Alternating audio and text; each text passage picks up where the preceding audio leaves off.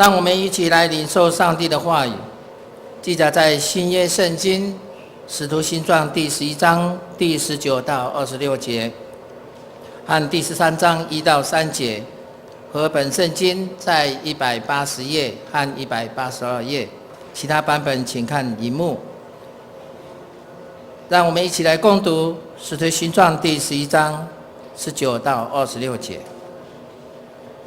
那些因司提反的事遭患难四散的门徒，直走到腓尼基和基比路，并安提阿。他们不向别人讲道，只向犹太人讲。但内中有基比路和古利奈人，他们到了安提阿，也向希利尼人讲传主耶稣。注意他们同在，信而归主的人就很多了。这风声传到耶路撒冷教会人的耳中，他们就打发巴拿巴出去，走到安提阿为主。他到了那里，看见神所赐的恩，就欢喜，劝勉众人，立定心志，恒久靠主。这巴拿巴原是个好人，被圣灵充满，大有信心，于是有许多的人归服了主。他又往大树去找扫罗，找着了，就带他到安提阿去。他们足有1年的功夫，和教会一同聚集，教训了许多人。门徒称为基督徒，是从安提阿起手。第13章第1到第3节。在安提阿的教会中，有几位先知和教师，就是巴拿巴和称呼尼结的西面、古利奈人路求，以分封之王希律同养的马念，并扫罗。他们侍奉主禁食的时候，圣灵说要为我分派巴拿巴和扫罗去做我召他们所做的工。于是禁食祷告，按手在他们的头上，就打发他们去。以上。现在请本堂郑牧师来讲道，讲道的题目是跨越文化教会扩展。跨越文化教会扩展。我们同心来祷告。慈悲的阿爸父神，在主日有福气来敬拜你，献上满心的感恩，祈求主赏赐我们有属灵的智慧，开我们的心眼，让我们能够明白，也赏赐我们有谦卑敬虔顺服的心，要来敬拜你。我们这样祷告，奉告主耶稣基督的名求，阿们。大家平安。我们今年中间有另外一个主题，乃是要来学习这个教会的建造。那教会要如何的建造呢？我们已经从好几个角度里面来看。我们从我们在过去的，我们一定用4个主日呢，7个主日呢，要能够来明白在教会中间的历史，从教会中的历史来更认识教会，也能够来了解并参与在教会的建造。那使徒行传其实我们是从头到尾都已经走过一遍的。那里面呢，我们是逐章逐节的谈，但是没有把中间能够连贯在一起的，我们把它另外独立起来。那今年就是我们把中间有关教会的建造的部分呢，我们把它抽出来，然后从这中间来看。那我们已经讲过好几讲了，在这里所看蓝色的部分就是已经讲过的部分，从1月20开始，2月17到3月3号到2个礼拜前，我们讲到尾声拣选，然后对不起，在教会扎根。今天我们要讲的就是跨越文化教会的扩展，继续还有2讲。我要请大家看后面的这一部分，教会建立、成长、扩散、扎根、扩展、增长跟广传。其实这是一个过程。当一个教会如何要被建立起来，建立起来它如何能够成长，然后能够在你原来这个教会同文化同种族里面，怎样去把它扩散出来？扩散出来，在每一个地方你都要能够扎根。扎根完的时候，你开始要向不同的文化、不同的种族，还有这些完全跟我们原来的形态不一样，这些要把它扩展出去，然后在那个地方就开始增长，然后福音最后就广传了。就像主耶稣告诉我们，福音要传到地极一样。所以在教会的建造里面，其实就照着这次序在走。那前面这个地方呢，是我们看到是神的作为。当神的作为发生在教会要被建立，怎么会建立呢？是因为圣灵来浇灌在身上。教会能够成长，其实我们人没有办法那样子，而是因为经过大环境的逼迫，我们就是这样去做了。因为我们经历了一些艰难，开始有外面的逼迫，有里面的纷争等等这些，然后你开始有些外来的这种压迫，你就要开始四散等等，遭受压迫的时候，然后开始怎么扎根呢？我们看到这几个，其实上帝就透过圣灵在带领的人在做教会后面的这一段，一层一层一个步骤的往下在走。所以我们已经学习过了这几个课程里面呢，第一个是教会的建造呢，是圣灵浇灌之后，教会就得到建立。这边告诉我们在讲，应该在圣灵的带领之下，让教会能够得到建立，而且用以耶路撒冷的教会呢为榜样，建立整全的教会。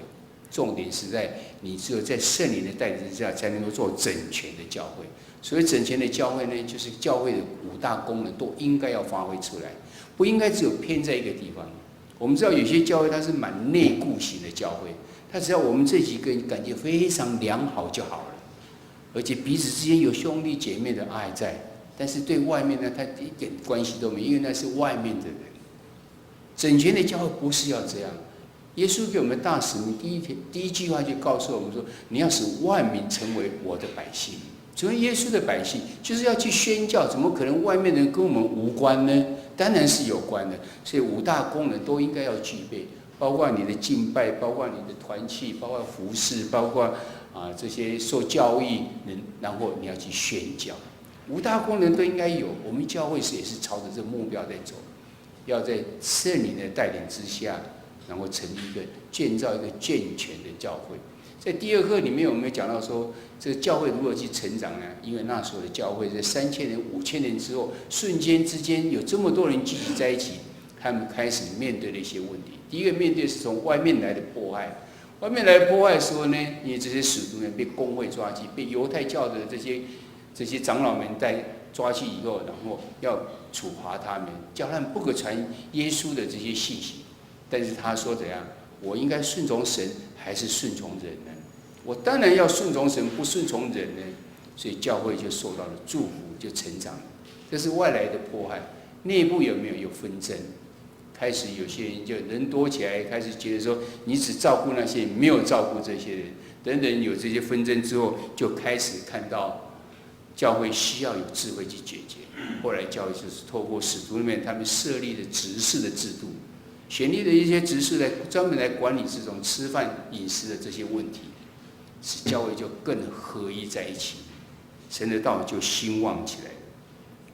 这件事情，这第2点我倒是要多讲一些，让我们能够明白。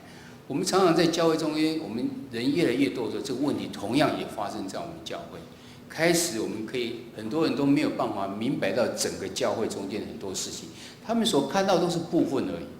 那部分而已，他们觉得好像跟他们的心意不一样的时候，他们就开始会讲话了，而且通常讲的话不是关心的话，而是一些负面的话，开始批评，开始质疑，开始论断，为什么这样？为什么这样？而且不是说要去了解，是去问一下，说是不是这事情到底是怎么样？他不是很了解，或者是他的信心不够足。不足到是说，相信教会确实会处理一些事情。我们看到有很多的事情，最近有一件事情，那有人来质疑教会说，为什么我们最近有很多暑假有一些营会，而这营会呢，在7月第一个礼拜的时候，我们到福丰国中里面去做服务，他们只有40个学生。但是我们的同工也是有40个，这么多在帮助他们。那每天早上7点多8点，他们就要去那边设计，把摊位设起来，然后他们要报道等等这些。因为现在早上5、6点太阳就已经亮起来，所以他们学生很早就去了。你要在那边让他们来的时候报道可以这样，然后一直到晚上结束回来的时候还要讨论一下。所以当然这些志工们，我们就欢迎他们能够住在教会，然后我们甚至有我们的执事们，他们来帮助他准备晚餐等等这样子。盼望我们这些青少年们，他们要去服侍别人的时候，也能够受到很好的照顾。所以他们会睡在教会，然后我们有这些让他们能够不要为了这些旁骛呢，而去影响到他们白天的这些服侍。当我们知道有一位青年，他没有地方住，他的没有地方住是我们在辅导他，其实是他的问题更大的问题。这中间有很多细节部分呢，不便在这边提讲。但是有些人不知道，他就来问说：为什么我们可以让这么多的同工在教会住？为什么不能让他在教会住？我们确实是规定不能让他在教会住，因为我们在辅导他，让他要负起责任来。而是我们跟另外他原来的单位在一起配合做这个事情，所以我们已经在里面规定好，教会只有一个窗口，透过这个窗口去做这件事情，甚至向很多关心他的人告诉他们，请你们配合教会一起来辅导他，让他能够这样，让他能够坚强起来。但是有些不明白，他们就用这样的话语来问，所以让我们蛮伤心的。就是说，教会用这么多的心在做这些事情，但是我们不明白之下，我们常常就有这些后果就会产生。但是其实我们有很多很正面的，我们也有教会他们在财务上发生的问题，牧师呼吁有没有人愿意来帮助他？他现在急需一笔款，我们是不是可能来集资几个人来帮助他？我们在4年前就做了这么一件事情。今天很高兴，在这个礼拜中间，牧师收到他最后一笔款寄来给牧师，他以前借的款全部都还清了。我们有这样好的事情，但是很多我们这种事情我们不会去张扬的。有这么多很好心的人在做这个事情，然后就是默默的来帮助了别人。但是我们很多人不知道这个事情，所以我不了解情形，我相信这是很正常的。但是我希望在教会里面呢，不要落入像初代教会的那种情形。当人一多起来的时候，开始觉得说我好像不被关照了，我变成一个孤儿了。其实是你应该去关心别人，你怎么会觉得别人要来关心你呢？我们教会有这么多新来的人，是你要去关心那些新来的人。你已经在这边超过一段时间，你就是要关心别人，不再被关心的才对。这教会才会成为一个受神祝福的教会。我们教会历经的艰难，有从外面来的，有从内部产生的。外面来我们没有办法控制，我们就只有靠神的力量来帮助我们。依靠着神，顺服神，不顺服人，顺从人的时候，神就祝福。但是内部的东西，你我都可以使上一些力量来帮助，不应该让我们内面的这些一些不明白的事情，就产生的批评，产生的一些论断，产生这些情形。我们可以关心很多事情，但是从了解开始，你可以找到相关的人开始了解，甚至你也可以不了解都没有关系，摆在代祷当中。你要相信，教会知道，教会只是不知道，教会万一知道的话，一定会处理，而且会妥善处理。虽然不一定会100%合大家的意，但是我们都尽心尽力在做这个事情。我想趁这个机会，我们在讲初代教会发生的问题，他们有智慧去解决的。最后就得到合一同心的情形，神的道就兴旺了，这是他们的结果显示出来的。我们盼望我们教会也是这样，人越来越多，我们的问题就越多了。但这个问题呢，都是可以解决的，不一定能够合你的心意，但是我们都盼望在神的带导之下，能够去解决一下。我们在这邀请大家，万一你在教会看到什么情形不好的情形，不合你的意思的时候，不要急着去批评他，请你们告诉相关的人，我们共同的努力，能够希望这些不要内耗掉我们的力量。我们应该同心一意的去为主来做，在传扬福音才对。这是有关当初初代教会的情形，他们仍然得到了成长。第3课我们讲到说，开始有迫害，这迫害不是普通的这种压迫而已，而是要来追杀他们的情形，因为有人为此而殉道了。司提反为此而殉道了，这时候怎样？我们看到仍然这些世上的这些信徒们，他们仍然顺从主的大使命，要使万民成为主的门徒。所以福音就继续扩散出去，到哪儿去就在哪儿开始传扬福音，终于从一点变成多点的这种福音的广传出去了。也就是他们需要去完成，想要完成主的所告诉他们的终极大使命。何为终极大使命呢？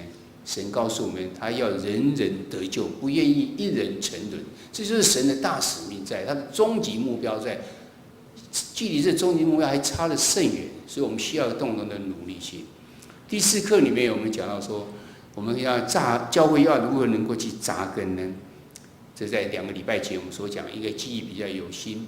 我们看到扫罗被征召以后改为保罗这个名字，然后之后他成为一个破坏基督徒，完全变成一个完全委身的。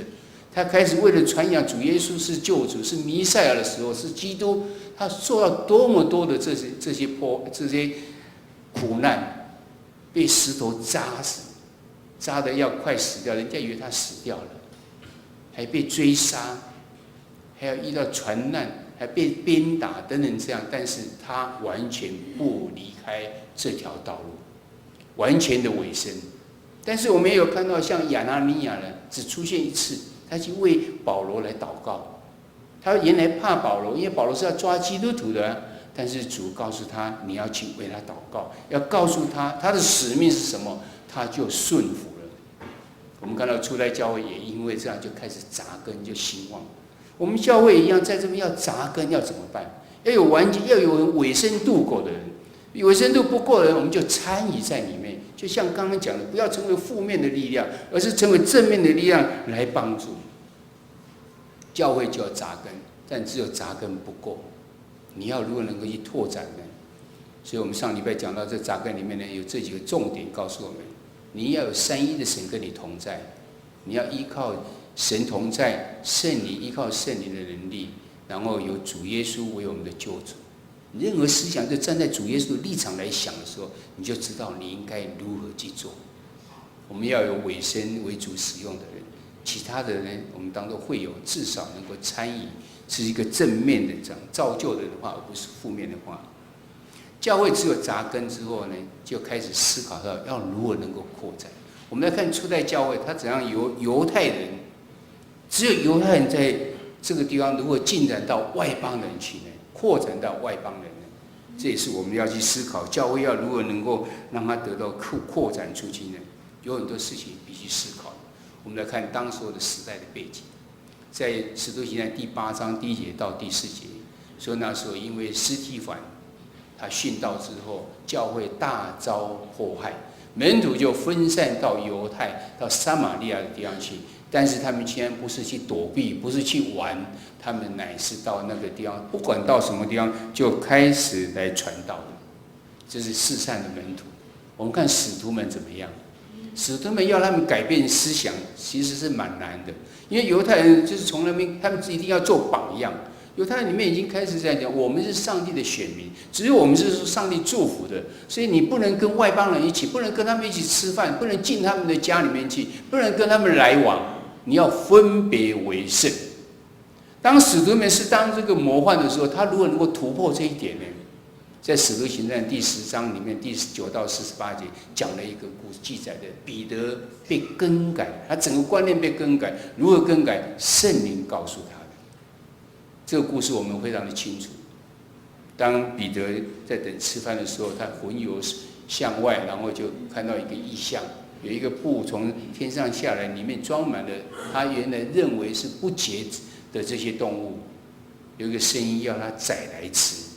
他说这些东西都是不洁净，我不能吃。但是神告诉他怎样？神所洁净的不可当作俗物。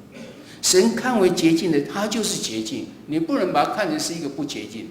这样连续3次之后，突然就听到有声音在敲门，有一个外邦人竟然派人来要请彼得去跟他们传讲上帝要他讲的话。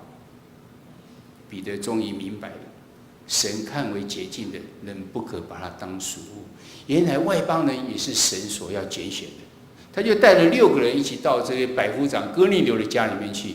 哥尼流早就聚集了他的全部的家属跟他的部属，坐在一起，当彼得开始讲的时候，就看到圣灵充满在他们身上，开始有这种圣灵充满的彰显出来。彼得就说他没有办法拒绝圣灵的带领，所以就为他们施洗了。事情好像是非常的顺这样下去，但并不尽然。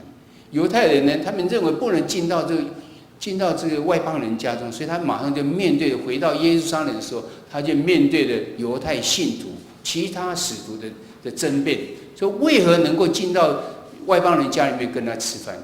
彼得就说明这个过程，最后做一个结论：我是谁，能拦阻神吗？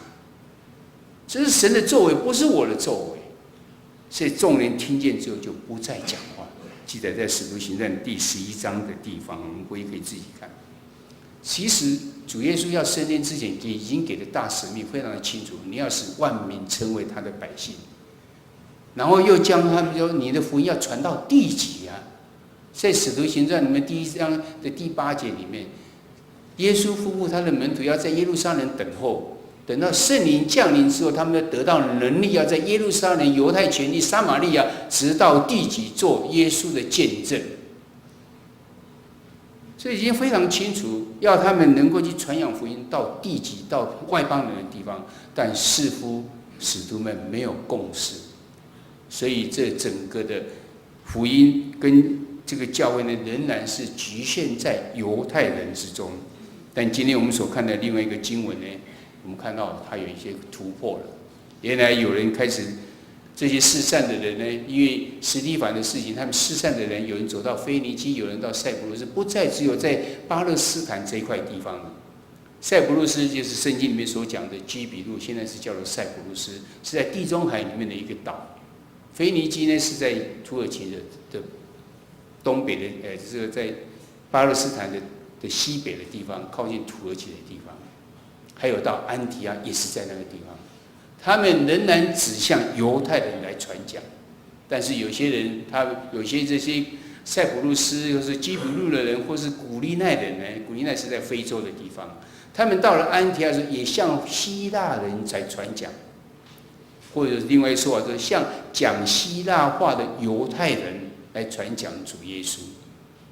我们看到这个是不是受神的祝福呢？是的。因为他最后讲到怎样，主与他们同在，信而归主的人就很多了。我们看到是一个在安提阿的情形是不一样的，因为他们已经开始做的一个文化的大跨越。因为这些不再是讲犹太人，他们有很多的文化，很多的这些背景完全不太一样，他们愿意去向他们传扬福音。到安提阿之后的时候，就做了这件事情。在耶路撒冷的这些使徒们会不会觉得很奇怪？不是都不能，只有在我们以色列人是上帝的选民啊，所以他们也觉得不安啊。这消息传到耶路撒冷之后，他们觉得不安，他们派了一个叫巴拿巴的去那个地方看到底发生了什么事情。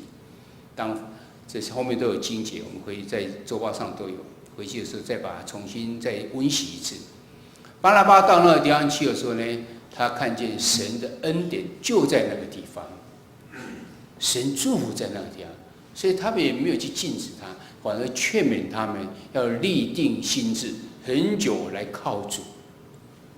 所以结果又写出来了，《使徒行传》是路加所写的，路加是一个医生，你看他的记载非常的清楚，时间、地点、结果，就看一个医生在把脉，对不起，不是把脉，医生在听这个，看完之后，他病历上就写这些，在几月几号发生了什么，有什么症状，最后是怎样，我是给了什么药，那下次再来看，这些已经好了。使徒行传就是记载这么清楚，常常一件事情结束，告诉我们它的结果是怎样，许多人归服了主，神所祝福的情形。巴拿巴觉得这样还不够。他自己力量有限，所以他又去大树去找了保罗来，到安提阿去一起在那边服侍了1年。1年之后呢，他在这中间培训了很多人，有一个成果出来了。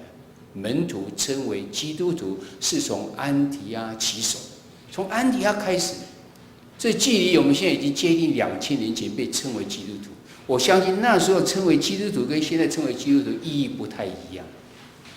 基督徒就是跟着基督的人，现在的基督徒呢，大概是一个高道德水准的人。你刚才会常常听到说：“哎，你是基督徒，怎么可以做这件事情呢？”而他竟然可以做，我们不能做，因为他认为你的高标准。我们也觉得蛮荣耀的，因为我们是能够荣耀神的名。但是在2000年前讲基督徒，它的意义大概应该是比较像现在，就是说我们在讲那些草莓族的啦，那些什么放牛班呐。我想不是荣耀吧，是说你们这一挂的人是怎样有一种有一种某种共同的这种象征在一起的人，你们是相信基督的那些人，所以把你分别起来啊，他们是那些人。但是我们很高兴，现在我们成为基督徒，我们愿意去跟人家称我就是基督徒，因为我们觉得我们应该得到神的恩典之后。我们要更愿意来向人家来知道。我们看到教会呢，因为这样的时候呢，开始有所不一样。在安提阿地方看到教会拓展出来的，它从一个原来的一个都是犹太人聚集在一起，已经变成是外邦人的教会，因为他们跨越的文化。我们刚才又继续在13章里面，你看到这里面呢，他们有写个5个人的名单。这5个人名单是有的是教师，有的是这样，有的是教师，他们来一起来传扬这个福音。13章里面就有先知跟教师，里面有几个是先知，有几个教师。他讲了5个人名，有巴拿巴，我们很熟悉，他是基比路的人，塞浦路斯人，他是一个利未人。然后有称为尼结的西面。西面其实就是西门的希腊文叫西面，尼结它是一个语音，就是 Negro 的意思，黑人，也就是他是在古利奈的这种非洲的人，他叫做西门。所以我们想起来，好像有一个就是古利奈人的西门，原来的耶稣扛着十字架跌倒的时候，有一个兵丁抓了一个人，叫古利奈人的西门来替耶稣背着十字架。大部分的学者都认为这个西门就是那个西门。他因为背了耶稣的十字架之后，他受到了感动，他也成为基督徒了。古利奈人的路求，刚刚我们看到在11章的20节到21节中间谈到，有些基比路人跟古利奈人，他们到了安提阿之后也去传讲的，像讲希腊话的人讲的，所以这个其中之一叫做路求。还有跟这个希律王小时候在一起的叫马念，原来是在属于这个在希律王那种王宫里面的玩伴，但是现在也成为基督徒，再加上保罗，像这5个人的背景是完全不一样。而这几个人在一起做什么？他们在一起禁食祷告，他们的文化背景不一样，成长环境不一样，侍奉恩赐也不一样，但是他们却同心服侍的，常常在一起禁食祷告。我想我们教会也是一样，任何一个教会都一样。我们唯一相同的就是我们相信主耶稣为我们的救主。我们大家职业都不一样，我们的每一个人的家庭成长背景都不一样，我们所交的朋友也不一样，所以我们的思想其实是蛮不一样。当这么多不一样的人要聚集在一起，但是我们能够称为兄弟姐妹，我们又能够彼此附设我们的关系，为什么呢？因为我们同样认主耶稣为我们的救主。这些在安提阿教会的人，他们就是这样，所以他们能够同心合一在一起。但是如果能够得到同样的答案呢？禁食祷告，常常在一起禁食祷告，领受到上帝的话语。同样领受的时候，你就知道我们要共同做什么事情。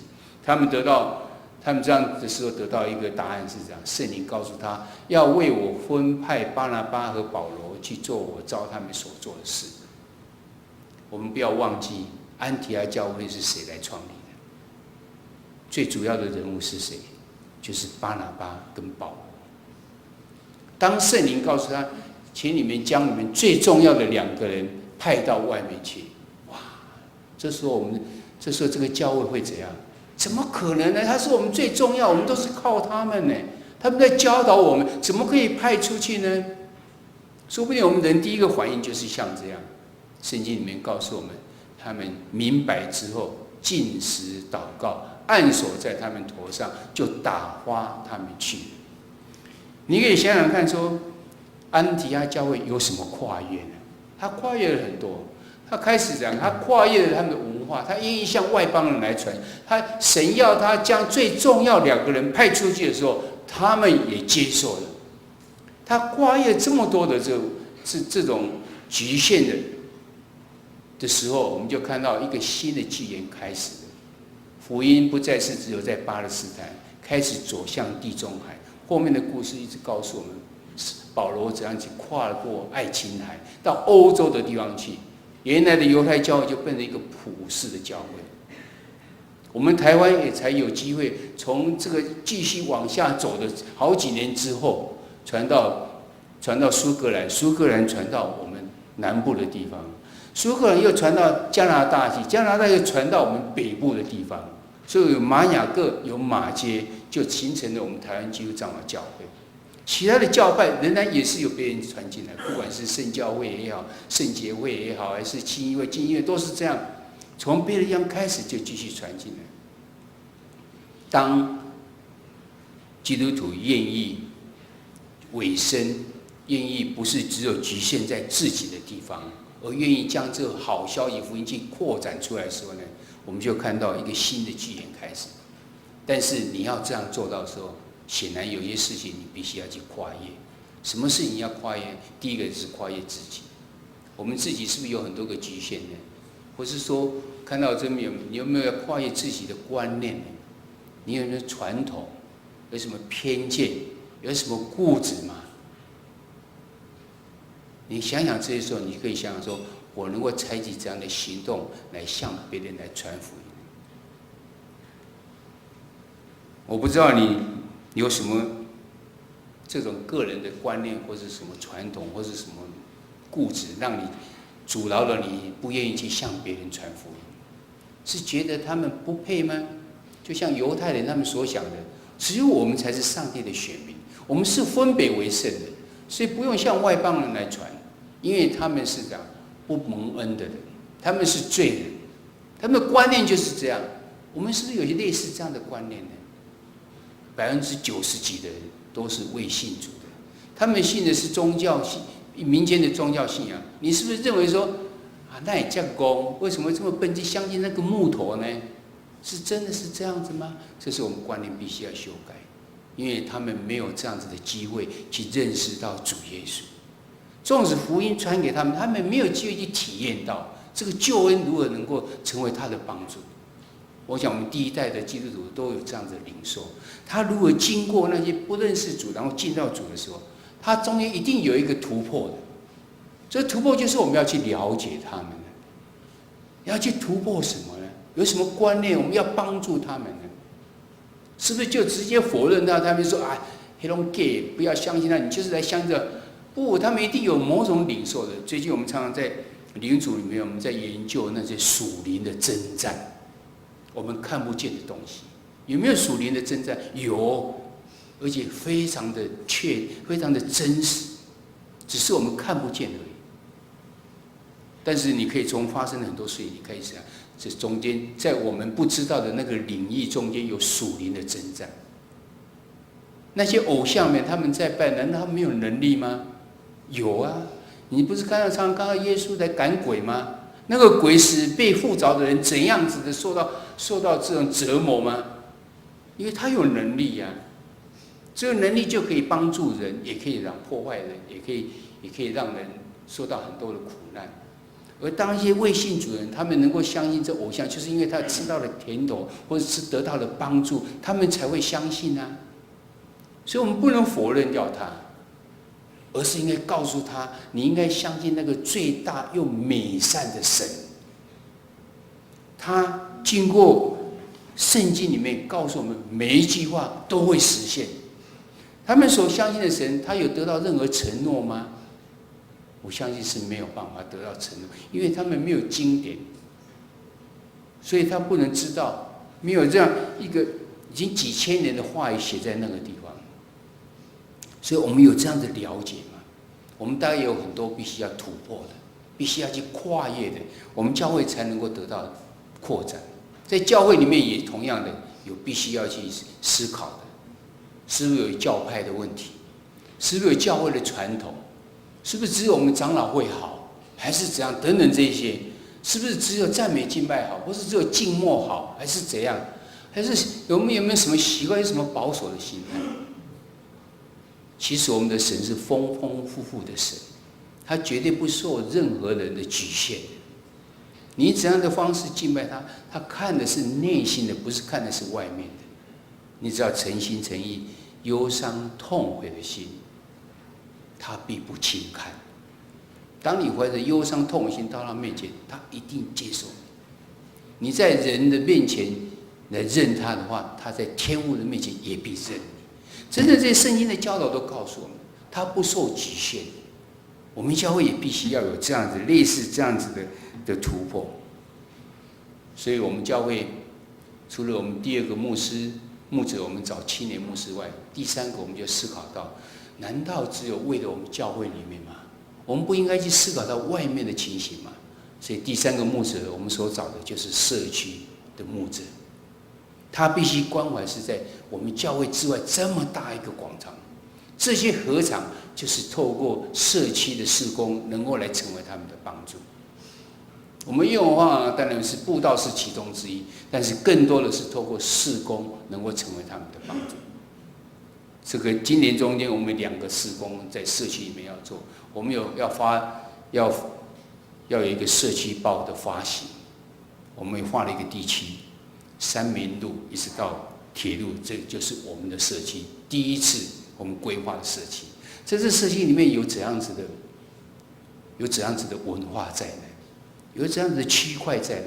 有哪几间教会？有几间学校？这里面有什么几个重点等等这些，我们开始思考，教会能够成为他们的帮助吗？能够成为他们的口使吗？能够成为他们想要讲的事情能够反映出来吗？能够成为他们的帮助吗？这是我们开始想到，教会开始要扩展出去。当政府桃园县政府要求我们来成为食物银行中间的一站的时候，我们很高兴的接受，因为我们又有一个机会可以服侍这些未信主的人，特别还是属于低收入户的人。我们以前还有庇护中心，但是基于某些原因，我们把它停掉了。但是我们并不是不做社福的事情，我们已经想好要做什么，只是我们缺场地，还没有场地而已。现在的老人这么多，需要我们去关心他们，我们要做日照，我们要做日托，就是白天他们家里有些老人送到这边来，我们照顾他们，等他们下班的时候可以把他们带回去，让这些我们青年人或是我们他们家里有年老的人，他们不用担心他们老年人白天没有人照顾。我们要做事情，我们已经准备好了，了解到他的规定，了解到怎么做，我们就欠缺的一个场地可以做。这都是我们想要去做的这个部分。我们还包括有戏剧布道，准备要做事情。为什么？因为这是我们觉得我们应该要去扩展的部分。我们也设立了教官福音中心，另外一个据点在那个地方。我们盼望在那附近的已经迷失的这些基督徒能够回来。他们收听市长找不到教会，说不定只是觉得好像附近没有教会而已，那就赶快将这信息告诉他们。我们有很多的突破，要去跨越，要去突破，教会才有可能会来扩展出去。初代教会因为有像巴拿巴、保罗这样委身的教会的领袖呢，教会又得以扩展。为了教会的扩展，你愿意怎样委身做什么吗？我们在这边讲的是教会做了什么，其实我们更多人需要怎样？就像这个上面结义所讲，要跨越自己。教会也要跨越，没有错，自己更要跨越，我们整个教会才能够得到的扩展出来。7月的第1个礼拜、第2个礼拜，我们到福翁国中，我们到桃小里面，我们做了这些夏令营、真样少年品格营等等这些。我们有40个，在福翁国中有40个童工里面、青少年里面去服侍的40个人，哇，这比例非常的高。桃小的时候，我们用70个人去服侍的90个人，有没有看到成果？昨天周6礼拜的时候，看左边这些好几排，我都不认识但是又似乎看过的样子。我想起来，原来他们就是在福丰国中跟桃小的人。我们介绍了他们，我们欢迎了他们。他们就参加了4天半的这些营会之后，他们也愿意进到教会来了，也愿意来再次认识，因为他们从我们这些同工们服侍他们的同工里面去领受到神的爱在他们身上。这是教会的一个扩展，让他们也有机会能够进到我们里面，我们愿意去服侍他们。我相信在教会要得到扩展，需要很多的跨越。我们盼望我们的跨越呢，都成为教会的帮助。这个礼拜我们有小组里面我们要讨论，现在检讨到当初的犹太人他们的情形是怎样，以及安提阿教会是怎样。然后我们回到我们自己来思考的时候，在台湾面对占多数的民间宗教信仰的群众，我们需要在什么上来跨越、来改变呢？要怎样来跨越跟改变呢？愿神祝福在我们每个人身上，同心来祷告。父神，我们感谢你，透过初代教会，我们再次的研究，我们知道要从一个犹太人，只有犹太人在相信、在聚会的一个教会，要扩展到外邦人能够参加。要是没有安提阿教会他们的看见，他们愿意将最重要的2位巴拿巴跟保罗来差派出去的话，没有这些跨越，没有愿意来向外邦人来传讲福音的时候，说不定我们的福音就要很慢才能够传到我们这个地方来。当我们教会愿意来思考要如何扩展的时候，我们需要主你来帮助我们。那我们要跨越自己，那我跨越我们的局限，不再是受到自己的局限，仰望在神你的心里、你的心意跟你的带领之下。求神祝福，也求神来带领。先让我们感恩与祈求。这时候我们要同心用使徒信经来告白我们的信仰。我信上帝，全能的父，创造天地的主。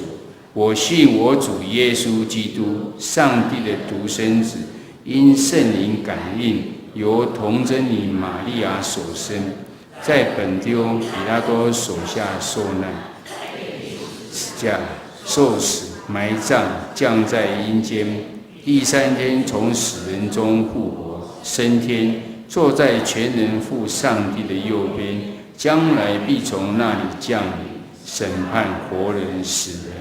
我信圣灵，我信圣而公之教会，我信圣土相通，我信罪得赦免，我信身体的复活，我信永生。